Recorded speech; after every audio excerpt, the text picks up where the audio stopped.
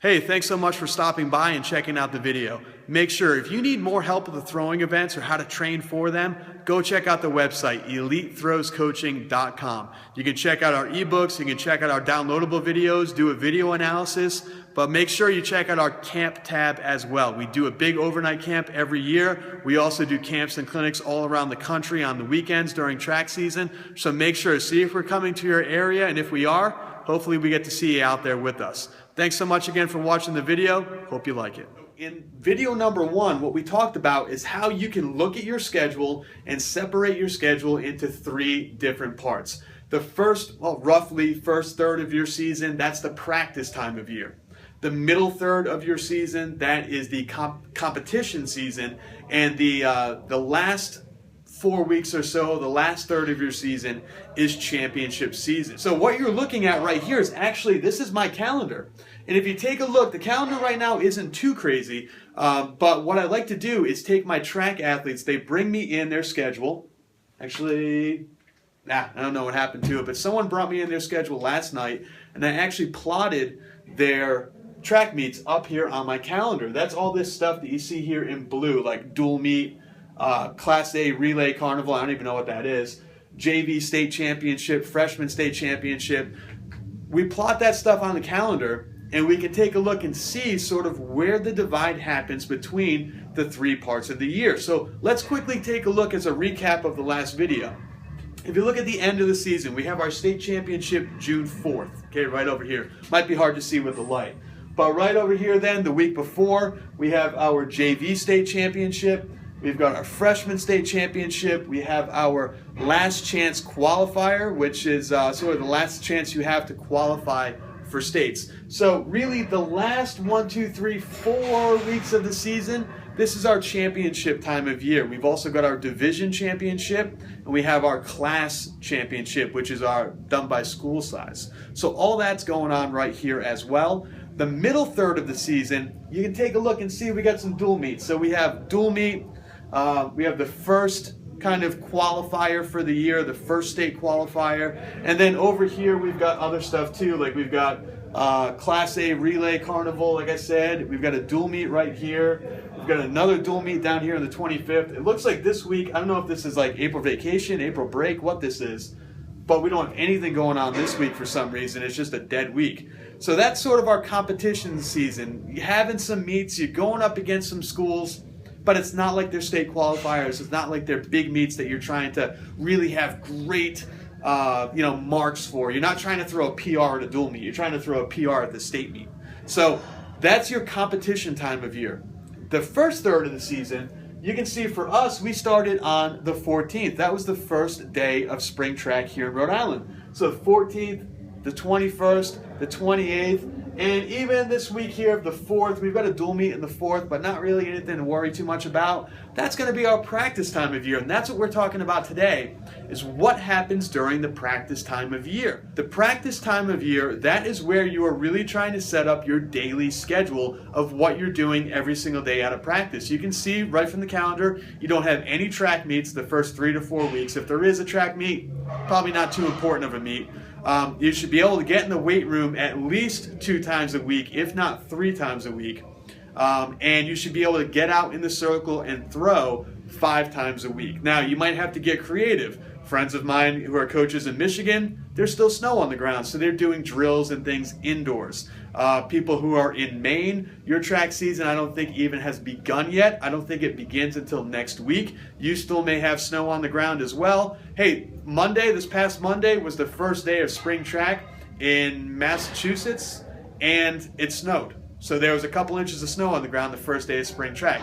That stuff happens. But you still need to continue to create some type of a pattern, some type of a habit of what you're doing day to day. So, best way of doing it, if you want to get in the weight room 3 days, go to the weight room Monday, Wednesday, and Friday after you throw. So, if you have a 2-hour practice, why don't we do an hour and a half out at the circles and a half an hour indoors in the weight room. So Monday, you've got an hour and a half of throwing, half an hour of weight room. Wednesday, hour and a half of throwing, half an hour of weight room. Friday, hour and a half of throwing, half hour of weight room. Tuesday and Thursday, you've got a full 2 hours of throwing. So if you do the math and you break it down, you have a lot of throwing. Throwing is the biggest part of your practice during this practice time of year. You want to be in the circle learning your events. Now, when you're in the circle, what are you doing? Well, when you're in the circle, you want to be finding big things that you need to fix in your technique. So maybe it's the way that you drive across the circle in the discus. Maybe you're over rotating and you're not getting in the front half of the circle. Maybe in your glide, you're standing up straight in the middle and you need to stay lower. Whatever it is, guys, there are resources online to do video analysis. There are Facebook groups where you can post your videos. You can do paid video analysis like I do on my website. There are some people out there that do free video analysis as well. Not as good, not as lengthy or as in deep detail as a paid one, but you can get some ideas and some tips of what to do. So take some video, find out what needs to be fixed. And during the practice time of year, you should be in the circle working on those 1 or 2 big things until they become good habits. Okay, so if say it's a Monday and you have an hour and a half of throwing, your first hour should be on your primary event.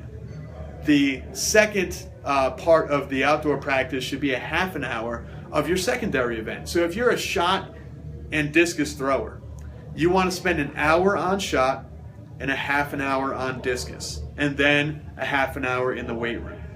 If you then go to Wednesday, maybe you switch that up and you do a half an hour of shot and an hour of discus.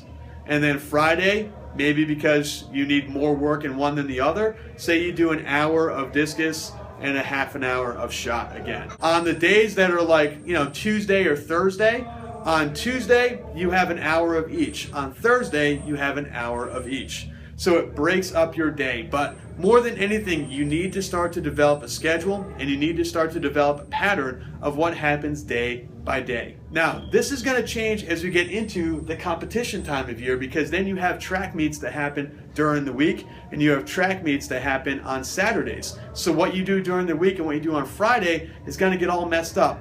That, like I said in the last video, is where a lot of people get screwed up, a lot of people start to quit, a lot of people get frustrated, and they don't know what to do. But right now, you have a ton of free time. Let me tell you the way that I would do it if I was a throws coach at a high school.